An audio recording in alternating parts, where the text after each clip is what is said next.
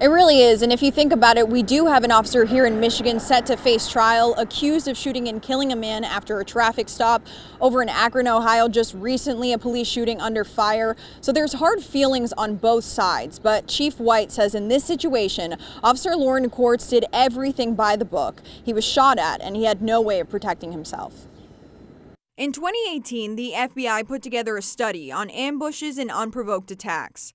Dr. Jeffrey Daniels of West Virginia University led some of the research. He and his colleagues were looking for the why. There were several reasons, ranging from hatred of police officers. In some cases, they were on drugs and weren't really in a clear mind. The motive in the shooting of Officer Lauren Quartz is still unknown.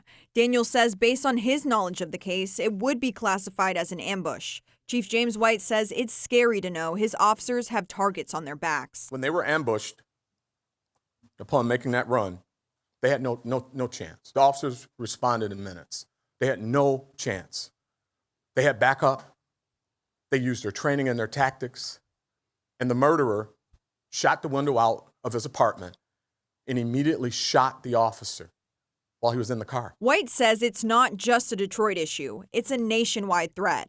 Quartz is the 34th officer this year to be intentionally killed in the line of duty. According to James Smallwood and the Fraternal Order of Police, there have been 35 ambush-style attacks on officers this year. 12 of those officers died. Meanwhile, 178 officers in total have been shot in the line of duty, a 19% jump from last year. What is alarming is that if a criminal is willing to attack a police officer and ambush them and take their lives and take them away from their community and their family and everybody who's at home waiting on them, they're willing to do it to everybody else in their community. Daniels calls the statistics and research heart-wrenching. The only good thing is those facts and figures can be turned into real-world training for officers put in ambush-style situations. They really can't be completely prevented. What we can do is try to mitigate the effects of them once it occurs.